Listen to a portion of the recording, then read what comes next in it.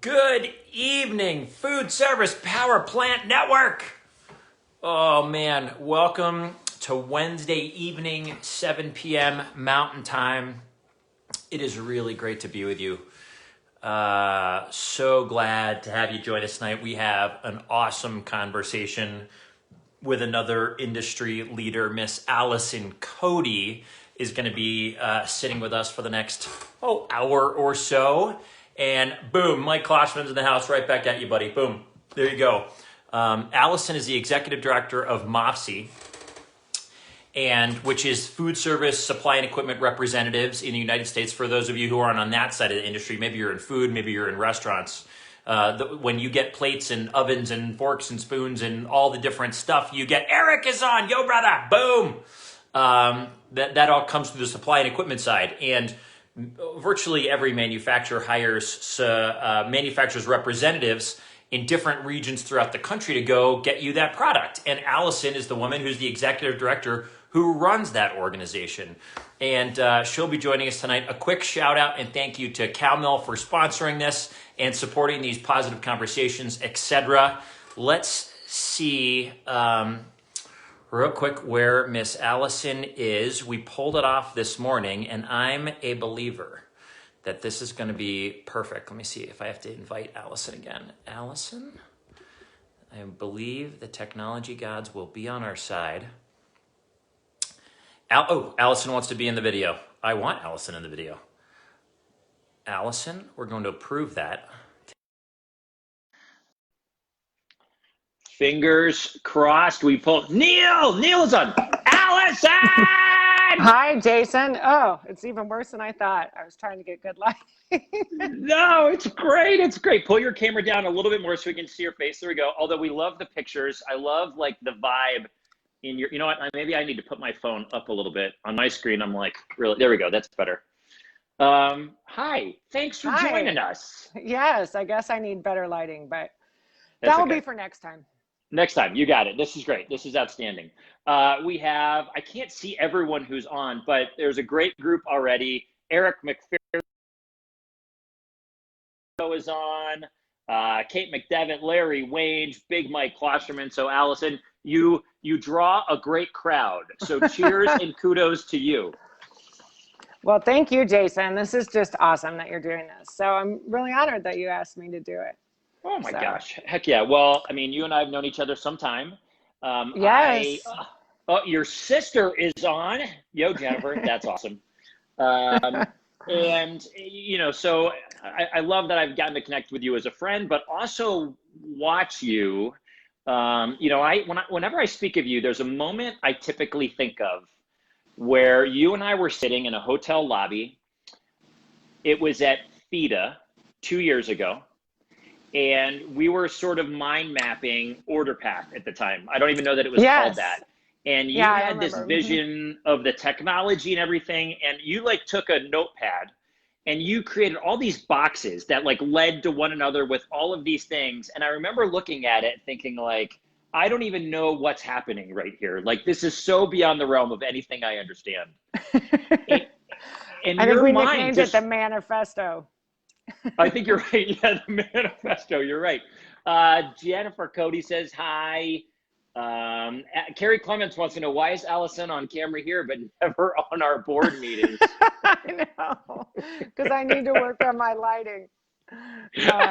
We'll get you there. We know people. We'll help you get there. Yes. Okay, Allison. So anyway, you're one of the smartest people I know. You're one of the funnest people I know. You're one of the most kind people I know, like, awesome, boom. And I mean, you're also unique in our industry in that because you're the executive director of Mafsy, you know the executive directors and people leading all the other associations in our industry. Yes. Some really big associations. So, you know, you've got your finger kind of on what's happening because I know that you're friends with all those people and you're connecting with them and you talk with them. So I think that will make tonight really informative and really special. Yes, and we've actually just had a 5 families meeting about 2 weeks ago, so which we refer to as SFSA, NAFM, MAFSI, FIDA, and FCSI.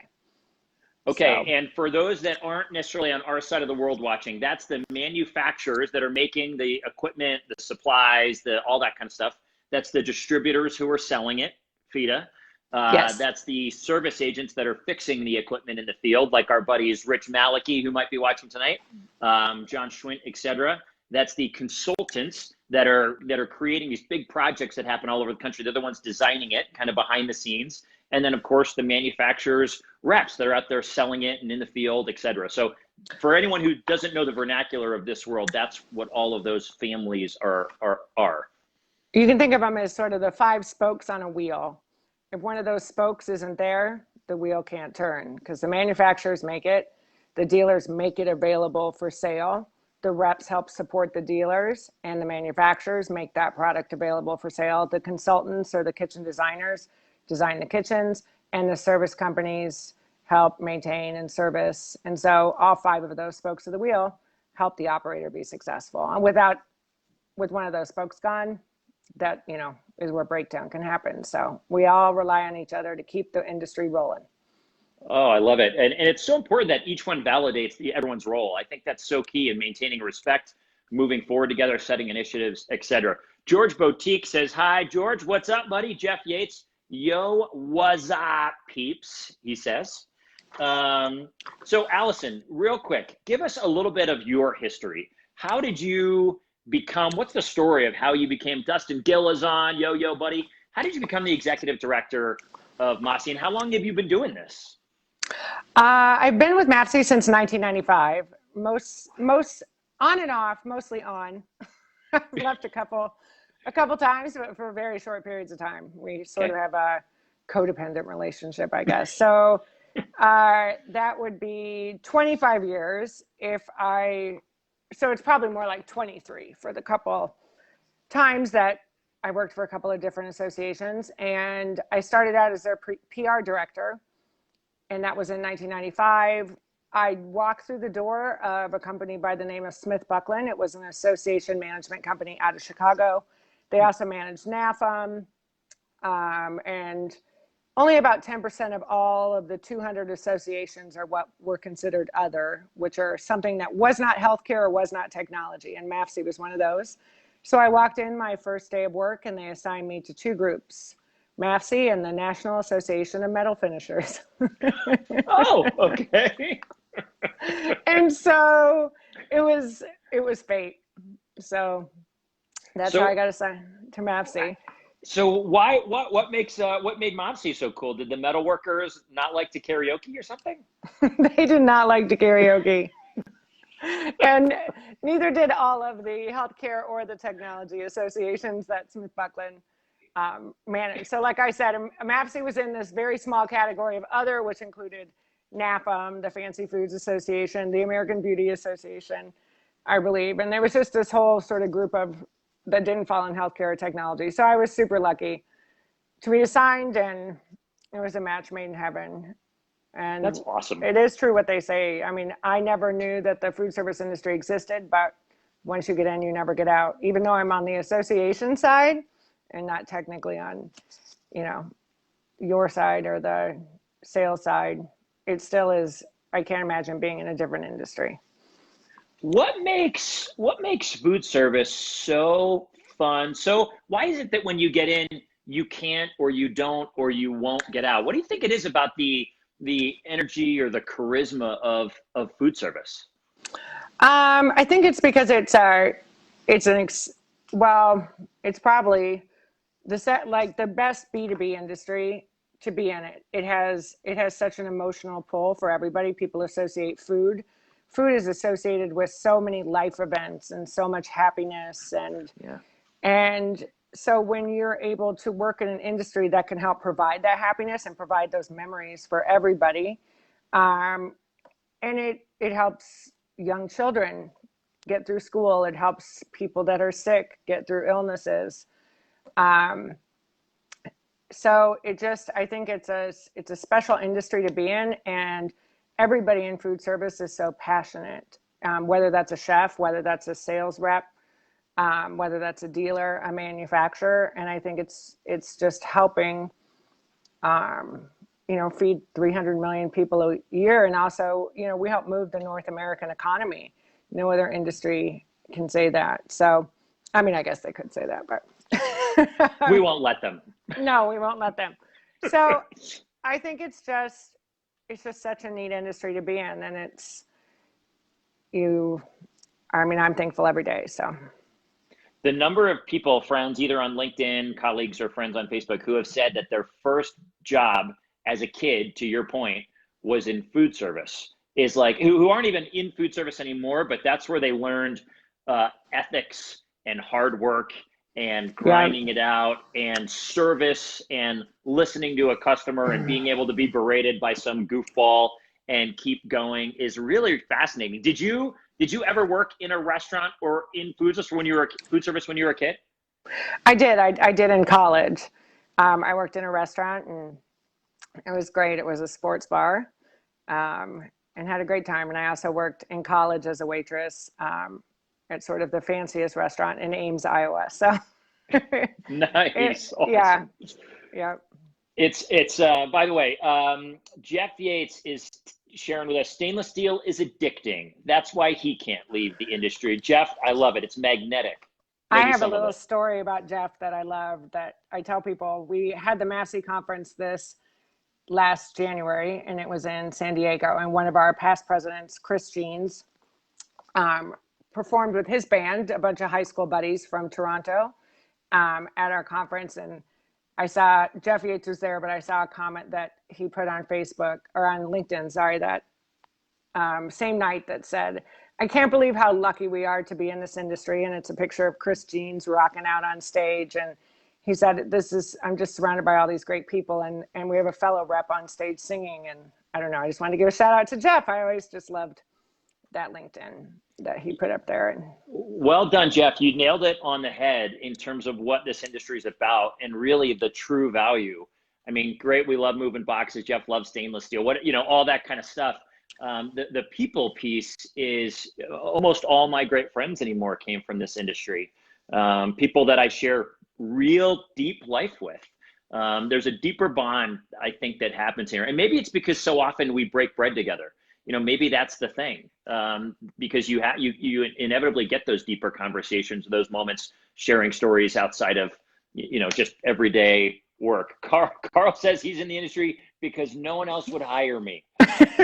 We believe that, Carl. But we're glad that we're glad that you ended up with us. We'll be your second fiddle, Carl. Gary Wyckoff's on, yo, buddy. Jeff says best conversation. Carrie says truth to Carl's comment.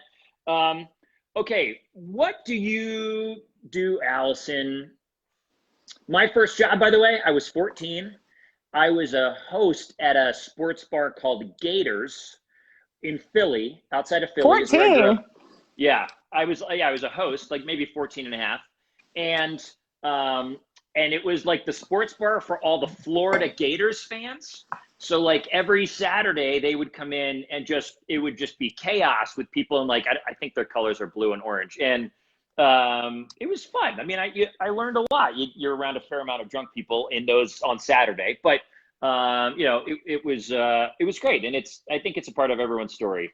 Jeff Yates, I heard you're a mean forklift operator from Paul Olsner, Alison. I guess there's a story there, maybe? Yeah, we need to hear it. I don't know if he's talking about me. I thought he was talking about you. George Boutique says 5 families all support the industry one way or another. Is there a 6th family that would market the food service and restaurants to the people that support all 5?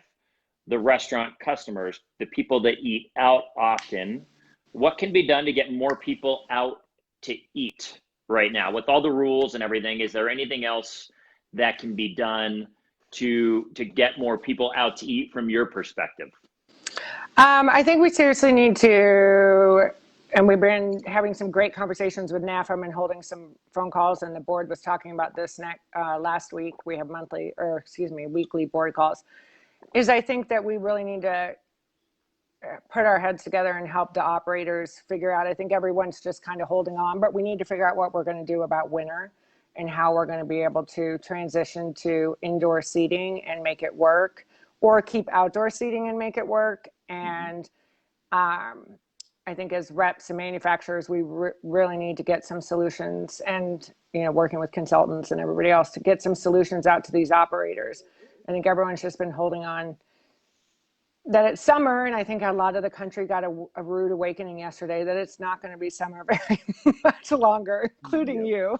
Oh, yeah. I saw you with your hat on. So I think, you know, I think we really need to do that. I think, yeah, unfortunately, until we can get some sort of vaccine and convincing some people to get back out to eat may just not be possible. But, you know, I think there's a ton of people that are enjoying going out to eat, and it's picking up speed. And what we don't want to do is have it lose speed at this point. So coming up with some solutions and giving those to operators on how they can transition into colder weather. Have you heard any good ideas yet? Like, is there anything you've read or? I've read about propane tanks in tents, but and some other people have mentioned it as well. So I guess just making sure that that's safe, and you know, I think some cities need to loosen some restrictions on you know, some indoor dining and stuff like that. Cities and states. Yeah. I saw New York today is opening up to 25%. Obviously, they need more than that, but yeah, we'll consider it a step in the right direction, if nothing yeah. else. Alison, you personally, I mean, you lead a really big organization. How many members are there of MAFSI? We have about 500 companies and about 2,600 individuals altogether. So that breaks down to about 270 rep firms and about 230 manufacturers. There's about 1,000 manufacturers in the industry, and 80% of those use reps to go to market, and the other 20% use factory employed salespeople to go to market. Either way, both of them have a salesperson that does the same function. And of those 800 manufacturers, 230 of them feel it's so important to help support their reps function that they belong to MAFSI. So, but our primary membership and association is for the reps. Okay. But manufacturers are such a huge part of our association as well. So before I get to how you lead a group that big, how you help keep people moving, how you keep people hopeful, what do you do for you? What are some things that you do? You're in a fairly high pressure role that you've been in for, to some degree, 25 years. What do you do for you to keep you motivated or keep you hopeful when times are more challenging, like right now? You know, I rely on, I mean, a lot of my life relies around work, and I have a tendency to, when things get tough, just pile more stuff on and keep on working. So I think I inherited it from my father. That's the way he sort of did things. But, you know, I mean, I have such a great team with Jennifer and Ramsey and Stephanie, Slava, who's our developer for SpecPath. We have a whole SpecPath team that includes Vlad, Suhai, Junaid, and Suhaib. They keep my spirits high, and we keep going, and we only keep going because of you know, you guys. I mean, you guys, the industry reps, everybody gives us energy. We have such a great executive team led by President Kevin Eaton, our VP Tom Mitchell, Neil Inverso, our treasurer, who's I think on, Chris Jeans, who's our chairman or our past president, and we have our newest executive committee member, who is Stephanie Perry of Permel up in Canada, and the current board of directors and members. So I know it sounds weird, but I mean, they keep my spirits high. I wish I could say that I was exercising and meditating, but I realized during the pandemic, unless I have to travel and see people, I'm probably not going to take care of myself. So the pandemic needs to get over with, and so vanity can take over again. So I decided, yeah. So I love how honest you are. I just love that it's, you know, we can even try here. Maybe we should just like Zen it. I don't even know what that, I don't even know what finger, like I feel like I see people doing that. Is it the index finger? I think so. You know, it's on my list of things to do during the pandemic. I always said to myself, if I just ever had 3 months of not having to travel, I would get in great shape. And I've done the exact opposite. Turns out that was a lie. Yeah, a lie I was telling myself, which was an excuse why I never worked out. But I've heard that we're probably not going to be back to normal until maybe the beginning of the year. So I still have a couple more months. Apparently, Philly just opened at 25% yesterday, Neil tells us. I didn't know that.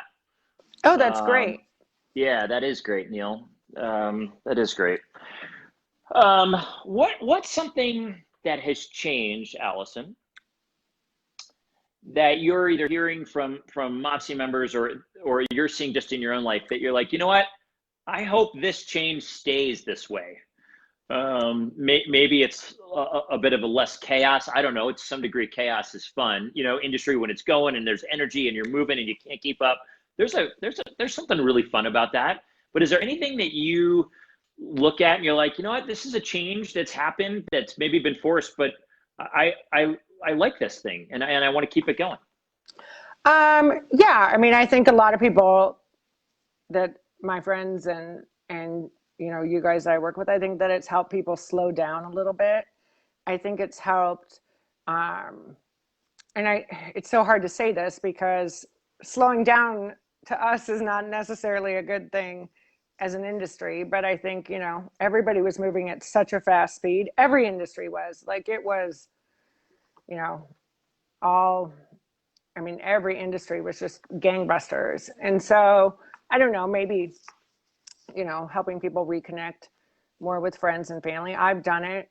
I've never in a million years would I ever think to get on a Zoom with my college friends or even with my family. And so I guess it's just and it's been fun. And so I think reconnecting with people in a way that I never imagined I would. I think, I'm hopeful that some other events that have happened will lead to, more understanding and inclusion of everybody, for all. Mm-hmm. And I feel hopeful in that regard. So, I think it's given everybody an opportunity to slow down and have some new ways to communicate. We'll take that as a win, right? Yeah. I grew up in Philly. I haven't seen my family more than during COVID in so long through Zoom calls and all that kind of stuff. Let's see. Greg Kettner's on, yo, brother. Virginia Anderson in Orange County, California says they're at 25% as well. Virginia, thank you for that update. Kate McDevitt and Taz are both telling us that Jersey opened up to 25% on Friday. So you got Philly, Jersey, New York. Maybe they're doing a lot of things collectively, making those decisions together. I don't know. Carl says, I hope drinking online will never stop. Carl, you're right. When I started at CalMill, my first event, normally we'd be out there and all in person. We'd have a meal and share a drink. We did a cocktail happy hour with everybody. That was fun. Whoever thought that I'd be drinking with people virtually. So Mitch says, I'm too nice to be from Philly. That is funny, Mitch. I'm glad you are on, I agree brother. with Mitch. I had no idea you were from Philly until you said that story about the 14-year-old. So, and I want to say back to you and what you said in the beginning, working with you as when you were on the MAFSI board, and I know, now you're on the manufacturer side, but it was just, you are an amazing person. And this whole series that you're doing has just inspired so many people. You should be so proud of yourself. And we are so proud of you. Don't make me cry, Alison. I'm not going to do it here. Okay, question for you. There's a lot of things moving in your world. There's you've got to be thinking ahead. You've got to be able to handle some tough people and comments or thoughts. Where did you learn strength, perseverance? You mentioned your dad earlier. I don't know if that's who. Is there someone in your life that you learned that from? There have been so many people in my life that have taught me that. I would say, one of the first was Ed Gregory of the HGA group. And he was my mentor when I first got in the industry. And he taught me so much about strength and perseverance, but also service. He was a famous MAFSI director. He served for over 20 years as the PR director for Mafsy. So he never moved on to a different position. He was just always in charge of PR. And he started our magazine. And he taught me what selfless service was. He never wanted to move on to the executive committee. And he just, all he ever wanted to do was shout from the treetops how great and valuable reps were, and how great manufacturers were, and how great the industry was. And I think anybody who remembers Ed will completely agree with me. He was just so amazing and taught me so much. And so I think it was a unique opportunity too to come into Mafsy from, I started as a PR manager / admin, but it was really more PR because that's what Ed was all about. And I think it was a great way to come into Mafsy, is to learn, or to come in and have this mentor that all he wanted to do was talk about how great reps were, how great food service was, how great everything was. And then as I moved into the executive director position, I think it gave me a great view that maybe I wouldn't have had if I would have come from like an administrative side into Mafsy instead of from that PR side. So sure. He was you get to tell the story. You learn how to, sing from the rooftops and tell the story of, the value of the role that reps play in the industry, and they bring to all the other four families like we talked about. Yeah, Ed always used to say, and I've repeated it to a lot of people, but it always stuck with me, is that reps are the window to the marketplace. They're the only people that touch every other segment, and they're the only people that can see into every other segment and report back to manufacturers or to dealers or to anybody what's going on with all those different segments. So he always used to say, reps are the window to the marketplace. That's I like that line. Chris E says, Texas doubled down on the right to carry with both guns and booze now, winning. Neil, I think, commented when we were talking about being nice from Philly. Neil, you're one of the nicest guys from Philly I've ever met, just for what it's worth. You don't carry that bravado that I think Philly can be known for either, my friend. Know that. No, okay, Neil definitely does not. No, he's not. He's amazing. Yeah, I agree. I wouldn't know, and I wouldn't peg him, for that, with that stereotype. Okay, this is maybe a little more personal, and hopefully you read the questions ahead of time. And Bobby says, "Hey, what about me, Bobby Moshe?" Yeah, Bobby, you fit the stereotype. Bobby's got the heart of like the biggest, the state of Pennsylvania, with the accent of downtown Philly, and so funny. That's really funny, Bobby. What was there a moment in your life that, in particular, a tough moment that you had to persevere through, that you had to grit it out, that was a struggle you got through, and then when you did, I'm curious what you learned about yourself after coming out on the other end of that?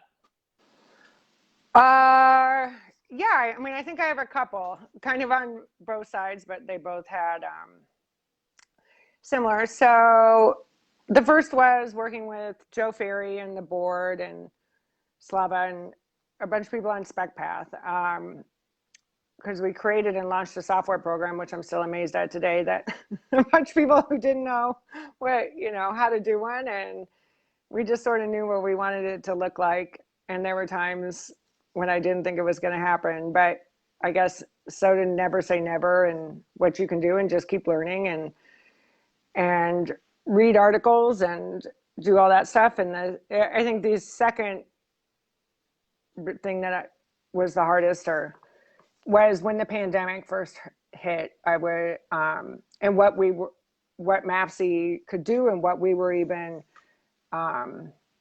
capable of doing to help our members. It was a pretty scary time. And I remember talking to Kevin Eaton, and we were saying, well, I don't know if we should comment on this, and because we don't really know the legalities around, but we just sort of jumped in, and we learned a lot about like PPP loans and stuff like that. And so that was probably the toughest moment, was just sort of getting through all of those regulations and trying to help the members, when for a while there, I didn't even know if we would be able to, because we weren't, it wasn't our forte, but, and the board has done such a good job, and the executive committee on, you know, putting our heads together and just trying to help the members. We, you know, say that, you know, food service will be back. It'll be, you know, we'll have to take a new road back, but we'll get back. So.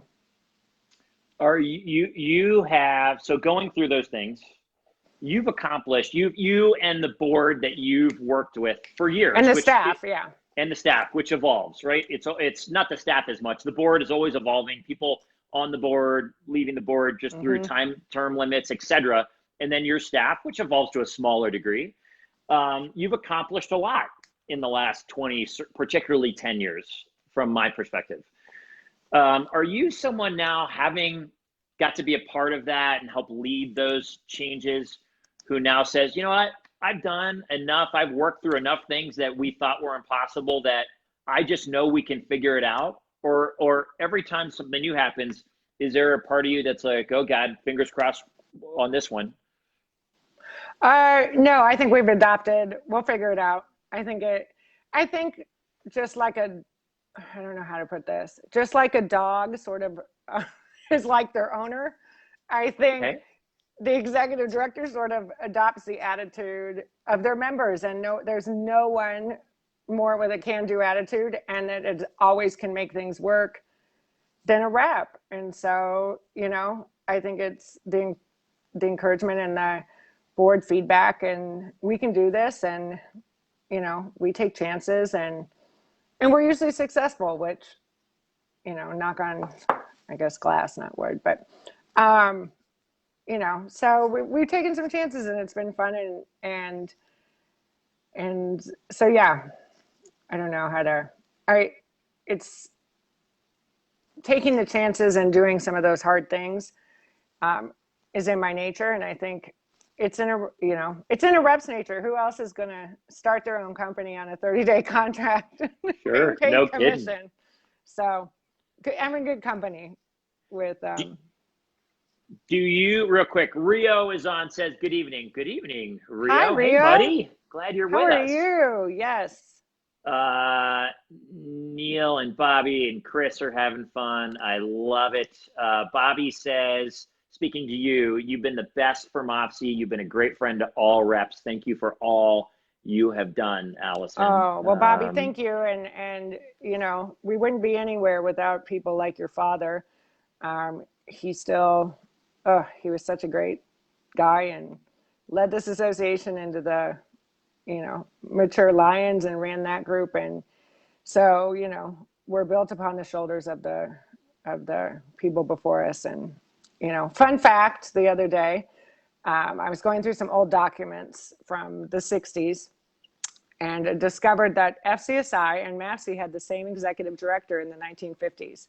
So I emailed Wade, and he did not know that either. So yes, FCSI and Mafsy used to be managed by the same gentleman out of Pennsylvania, I believe, Arthur Olean, out of Harrisburg, PA. So cool. We've always been the five families. So we even used to have the same executive director. Right, right. Oh, that's awesome. Rio says, Alison is awesome. We look great. Rio, you're the man. Carrie says, you are. Alison sees the good in reps all the time and is our biggest cheerleader. Man, how rad is that? Carrie, well, you guys are my biggest cheerleaders, so thank you. You are right. You said you like taking on hard challenges. Are you someone who thrives in stress, in pressure? Yes, I am. I also, I'm sure that Ramsey and everyone else can attest, I sort of like to come up with the idea, land it, and then sort of move on to the next big idea too. So I do like, you know, I'm just not interested in the day-to-day stuff once the idea launches, I guess. That's all right. It's, you know what, you've got to have whatever role. Sometimes that day-to-day stuff, that minutia, can get you stuck from seeing the bigger picture and those bigger things. By the way, I just got maybe like one of the funnest things happened. My LinkedIn scroll thing just came down, and it was a message from Christine saying, sorry, I'm not on the chat yet. The Raptors just went into double overtime. That is so great. Carl says Alison loves to create pressure. Yes. Are you a I goal do. setter, Alison? You know, I saw that question on there, and I'm really not. I think if I was a goal setter, that wouldn't, and well, I wouldn't have to make me not procrastinate. And so, and like as Carl said, that's what I thrive on. So, but yeah, I mean, I think we all make goals, but do I have a formalized process? No. Should I? Yes. I read this quote the other day. Don't should on yourself. And, you know, as opposed to the other word, like, I think should is such a, don't worry, obviously it's working for you. You're doing great. You're leading so many people. You're so respected. Some people, I think, thrive in certain things and some people don't. And I wouldn't put that burden on yourself. Don't should on yourself. Thank you. Yeah, you got it. You're crushing it, Alison. When you're not doing Mafsy and you're not, or Mafsy, and or working and doing what you're doing, how do you refill your tank? Like, what brings you joy outside of this? Are you a reader? Are you a movie buff? Are you, what is your thing? I'm a reader. It's more turned into audiobooks, so then because they're easier to multitask with. And so I become a big audiobook podcast. My sister Jennifer and her fiance got me into art. So as you can see behind me, we've sort of all developed a habit. And it's more like thrifting type stuff. Believe me, we're into bargains. So into that. Like I said, I should be into exercise and stuff like that, but that's coming. In my mind, I keep saying I have 3 more months until we have to be out in public a lot. You got time. Is there a piece of art in your house? And I don't know that you can take us to it. Although Craig Wilson found a way to take us to his piano so he could sing us a song. No pressure. Oh, geez. Craig Wilson is awesome. I love him. Oh my gosh. He blew us away. Is there a piece of art in your house that you love the most? Yeah, I mean, I always think I do, and then I get a new one. I'm afraid to move my phone because I have it jimmied on like a light bulb box, and it's like the cord's running up through an empty box. I love it. I can't really move my phone, but yes. So maybe take a picture later and put it in the comments. I would love to see. I'll bet people would love to see. Tell us what we'll be looking at. What is it describing, and why do you love it? I think it would be one of the first pieces. It's by Arthur Secunda. It's called Bird in Flight. And, I'm all about the hunt. It's one of the things I enjoy. In fact, people all the time unofficially hire me to find things on the internet. I don't know why I have a great, I can find anything on eBay for anybody or anything on any, someone's like, oh, I can't find this. I'm like, I'll find it. So I think it was just the thrill of the hunt of finding such a great piece for very little. And so I don't know. I guess that makes me a thrifter. No, I love that stuff. I love finding deals. It makes it that much more special for whatever reason. Neil says it's the audiobooks for you because you're usually working when listening to books, I'm guessing. And I'm usually listening to them when people walk up to me and start talking to me. And so then I'll have to say, oh, sorry, and I'll take it out. I've done it so many times. Andrea's on. Andrea, hi, Andrea. Rio's going to send you a list, by the way. He needs you to find some junk for him. Oh, my God, awesome. Rio, I can find anything, and I need someone else to find stuff for besides myself. So, what's your favorite podcast right now? I love Conan O'Brien Needs a Friend. I don't even know that one. Oh, my God. It's awesome. So I don't know if anyone's out there is a Conan O'Brien fan. I never was, and I was referred to it, and he's just so amazing. He's so amazing. I guess I never really realized that. I don't know how to describe it, and it's so weird because I was never really a late night fan. I was never a fan of late night shows or even that sort of comedy. So if anybody wants to listen to it, there's 2 episodes I would recommend, and that would be the Howard Stern episode. So it's called Conan O'Brien Needs a Friend. Okay. And they just get really deep into some issues. And I never in a million years thought Howard Stern would get that deep. And then also there's another one with David Sedaris, which is really good. And the one with Will Arnett's pretty funny. But so I don't know. I just, it's just a super great, it's a really uplifting, great podcast. And so if you're ever feeling overwhelmed or down, and just put it on. And I've never known much about Conan O'Brien until it was recommended to me. And it's just a really great. There's a good one with Malcolm Gladwell. Oh man, awesome. I have never heard of that show, but and I wasn't a particularly big fan. I'm not a late night guy either. I'm usually in bed early, but as we say, I'm the least cultured person I know, but this will be fun. So let me, well, real quick. Taz says, love me some Coco. I'm assuming that's Conan O'Brien's nickname, Taz. Yo, buddy. Kathy Langlois, I think it's Langlois, I think. Oh, I talked to Kathy today. Oh, awesome. I'm jealous. Okay. Says, check out Smartless podcast. Boom. Okay. We got another one, Smartless. Thank you, Kathy. Love it. Making a note. Peter, you're a natural. Great job. Peter, we're glad you are here, brother. Peter Vizcon says, Alison is the best soul I've met in the industry. Oh, thank you. Yes. I love it, Peter. Let me, that is so sweet. Thank you, Peter. This wasn't on the question list, but I'm just going with it. I'm going with the current. Okay. So you talk about Conan O'Brien having real conversations with people that you didn't expect real deep conversations to happen, right? And there's some power to that.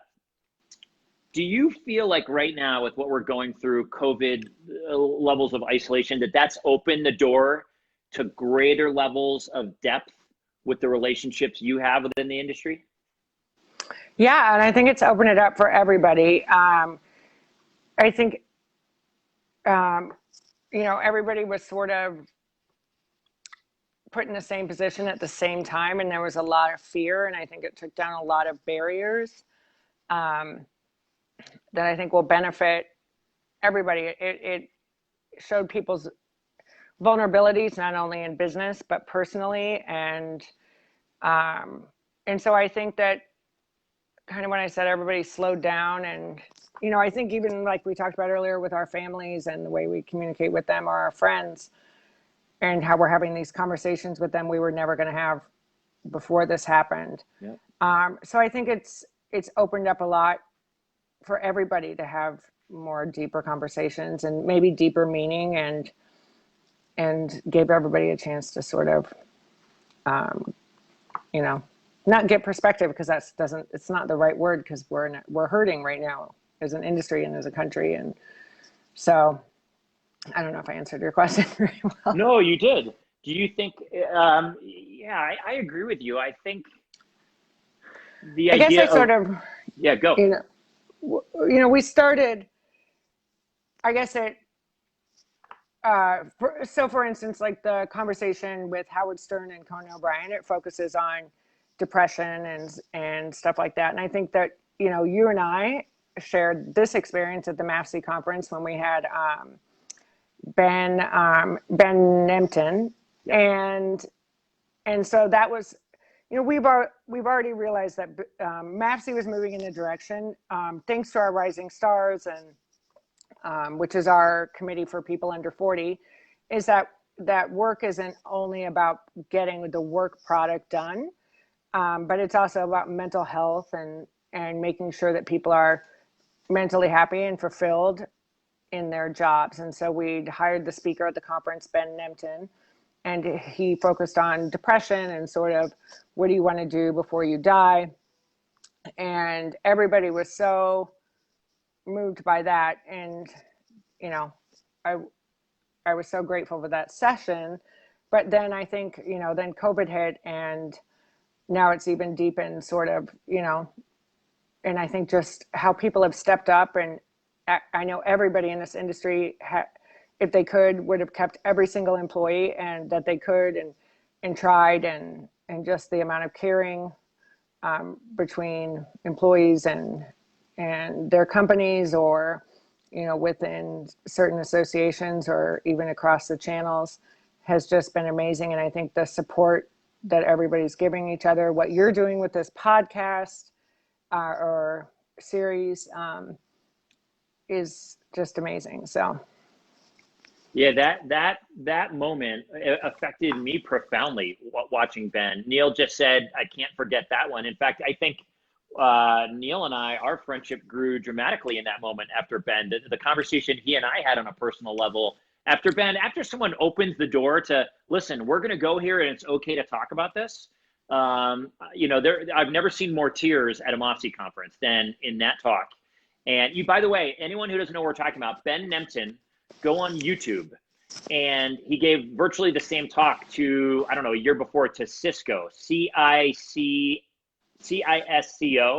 because I came home and I YouTubed it to show my wife that talk.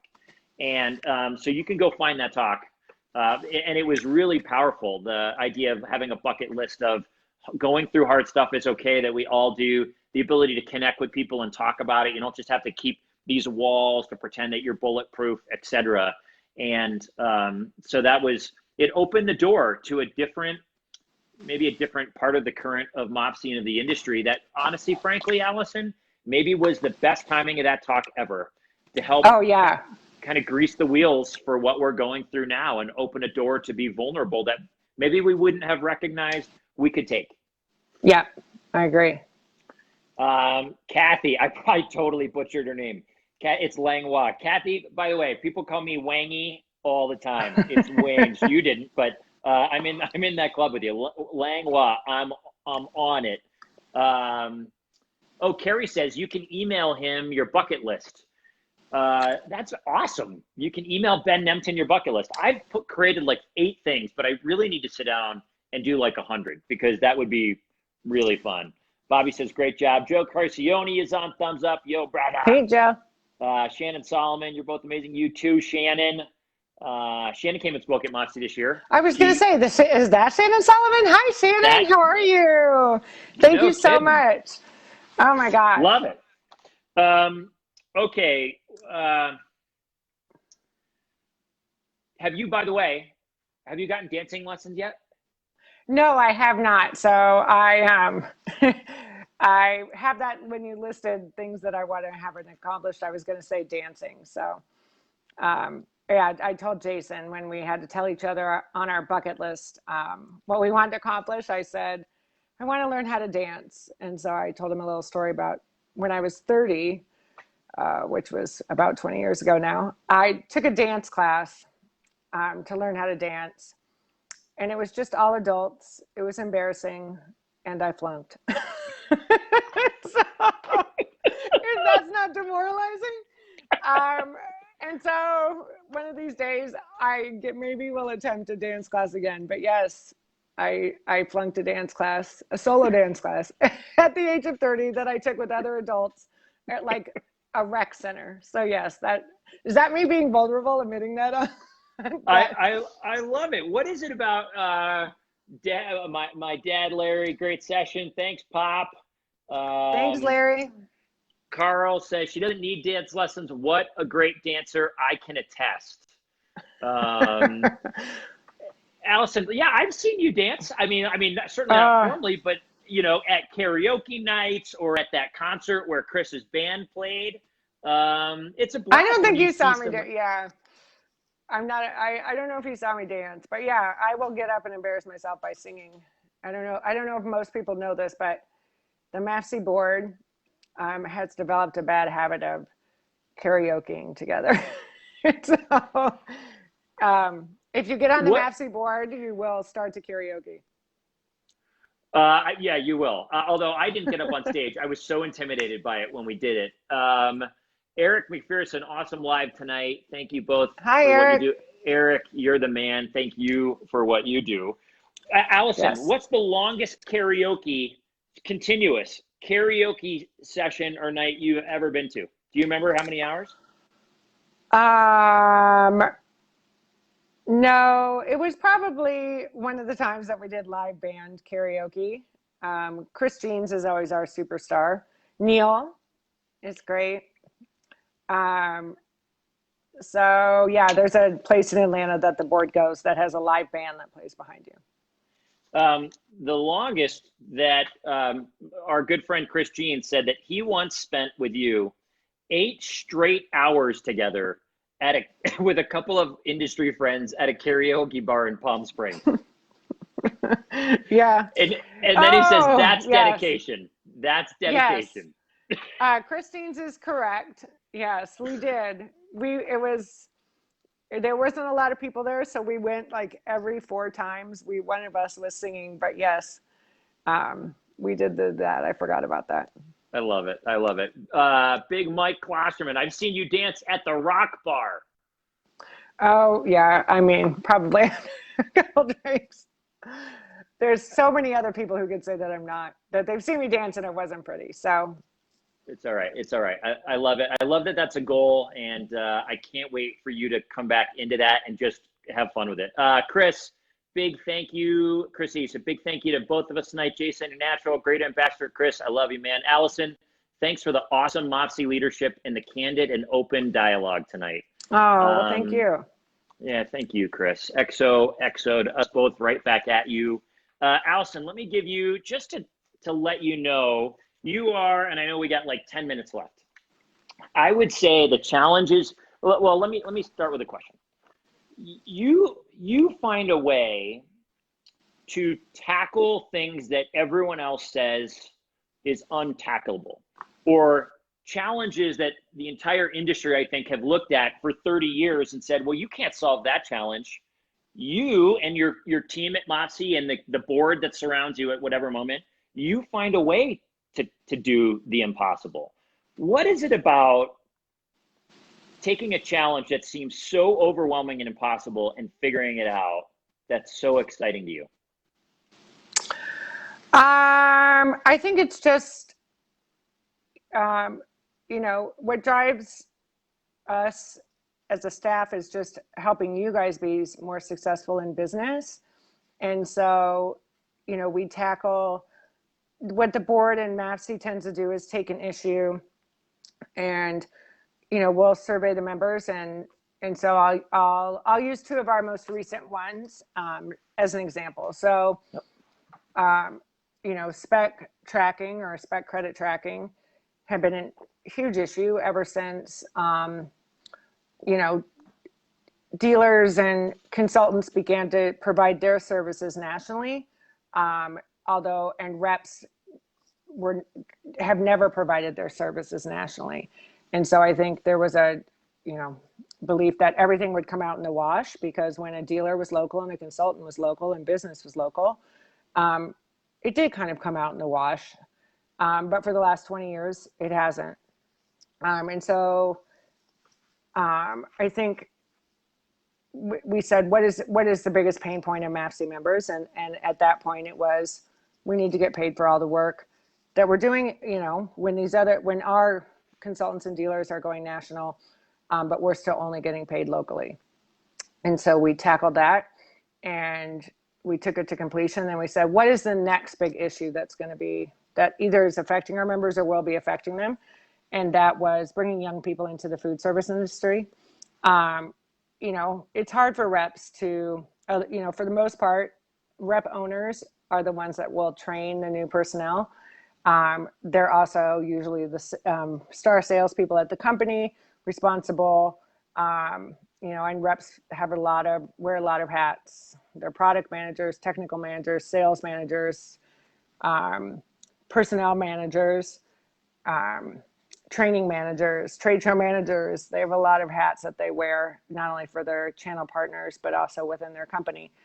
And the hardest part to explain to any new employee is who the channel partners are, what the food service industry is, and it's what takes the longest. So reps were, telling us they were hesitant to hire because it was going to take 60% of their time for the next, 3 to 6 months or even longer. So we decided to tackle what no one's ever done before, and that's to write an entire curriculum based on the food service industry, who the channel partners are, food service math, how from a PO to the rep getting paid commission. But it was really written for everybody in the industry. We had originally written it for reps, and Chris Jeans and Tom Mitchell and that committee said, let's write it for the entire industry. So we went back. So I think it's, what we'd like to do is sort of take on a big issue for our members that is going to have a significant impact on them and also the industry, and everything that we do for our members then raises the reps' visibility and the reps' value in the industry. So we like to have Mafsy, the stuff that Mafsy does help prop up the rep, but also, make the rep more visible to channel partners as well by doing some of the stuff that people didn't think, was possible. So. Well, I mean, as you talk about training in the industry and food service 101, I know you're talking about, talk about an asset that every channel partner can use. And I think it's huge. You find a way to lift reps up, meaning you, but inevitably it also lifts everyone up. Because reps are the window to the marketplace. So there you go. Help reps be better. One thing that we're doing that we've just done, the board's done an amazing job, and the Rising Stars will be joining us. Once again, the Rising Stars are all of our younger members under 40. Yep. We had about 130 people with us at the conference under 40. I know, it was great. So the board has been working on Kevin Eaton and the executive committee, Tom Mitchell on Rep of the Future. We've taken a lot what the Rising Stars think is the Rep of the Future, and the board has put together 30 initiatives. And each board member is owning one of those initiatives. And now we've invited the Rising Stars. So we have about 50 of them to join the committees, and they'll be joining us next week. And then we'll be having committee meetings every other week. And we're going to drive through some big initiatives. So the next 120 days at Massey is going to be super exciting. You're going to see a lot of stuff. We have training coming out on how to do video demos, virtual reality, digital marketing. We have just so much training. We have a new diversity and inclusion committee. It's going to be amazing. So we're going to have some huge things coming out in the next 120 days between the board and the Rising Stars and any other member that wants to join us. So. Oh my gosh, I love it. There isn't a challenge too big for you all, and I love it. Virginia says, thank you both for sharing. Virginia, thanks for joining us. Big Mike says, Mitch Marcotte for another interview. Boom. We'll bring Mitch on. That would be a blast. Yes. Dwayne Goodry, what an invaluable person to our industry. Thank you, Allison. Great session. Thank you, Dwayne. Tonight, y'all. Heck yeah, Dwayne. Okay, now let's end with this. I truly believe, listen, you're my friend, but I've also watched you lead. And I believe that the industry moves forward at the pace it does, and challenges get solved because of your leadership. That's just me, a guy here in Erie, Colorado. Allison, you are unbelievable. Well, Jason, I think the same about you, so thank you. So here's just a couple things from some of your peers. Some people just speaking into you, and look, I'm a crier. I might, even just reading these talking about you, I might lose my shit tonight. I know. Yeah, I reached out to a couple of people today. I'm like, hey, tell me about Allison as a leader. And I said, she will this will either be a great moment for her, or she will kill all of us. And I'm open to the possibility of any of those things happening. But the good news is you might not be comfortable traveling yet, so I got some time left. Chris Jeans, Mafsy's success is based equally on how hard and smart Allison works, developing the business of the association, and also how committed she is to creating a memorable community for the members. If I added up all the minutes I've spent in meetings and on calls planning Mafsy strategy, Mafsy goals, Mafsy budgets with Allison, it might come close to equaling all the minutes spent talking, learning, and laughing with Allison and the countless number of great people she's introduced me to over the years. Chris, I can't even tell you how awesome you are. Kevin Eaton, one of the things that amazes me about Allison is her memory. We can sit through 3 days of board meetings, take a few notes, and then the week later, you get a complete breakdown on the entire meeting. This organization is not what it is today without AC. Thank you, Kevin. You've been amazing. Klosterman. Yeah, Kevin, you're amazing. Chris is amazing. Everybody. I mean, the board is just unbelievable. The minds that help solve these challenges. From the moment so that amazing. COVID became a real issue with our industry, Alison's been in the trenches trying to bring the rep community, along with the manufacturer partners, real value in leading from the front with solutions. She spent many hours researching topics, PPE prep presentations, driving valuable speakers to our community. It's at times of adversity you look to people trying to solve real issues and provide value to the channel, and she's been at the front of the pack. I'm proud to work alongside her and our board of directors every day. Big Mike, Dustin Gill, Alison's one of the most productive people much, I Mike. know. I don't think she sleeps. It amazes me how the list of initiatives keeps growing and how much stronger MAFSI has become over the years. Thank you so much. And Mr. Kisner, I guess the best thing I can say about Alison is she's made Kevin look professional over the last few years. Truly an inspiration. Kevin does not need any help from me. He's been awesome. She is the Kaylee McKinney making the president look good. Oh, Carl. Oh, good God. That's awesome. Big Mike is on. Jennifer Cody, your sister, says she doesn't. I think that means you don't sleep. George says, thank you for a great interview. Kathy, how fun to catch you both tonight. Thanks for your time. Kathy, thank you. Kate says, thank you. This is awesome. Listen, everybody. First, Alison, thank you again. Thank you, Jason. I can't say enough about what you're doing. And I feel like this is it's just so amazing. So I'm blown away by what you're doing. Love it. Love to do it with you. You are a true friend. I'm thankful for you from here. I'm thankful for you for the ways you've made me better as a person in the industry, the things you teach me. And then to everyone watching tonight, listen, thank you.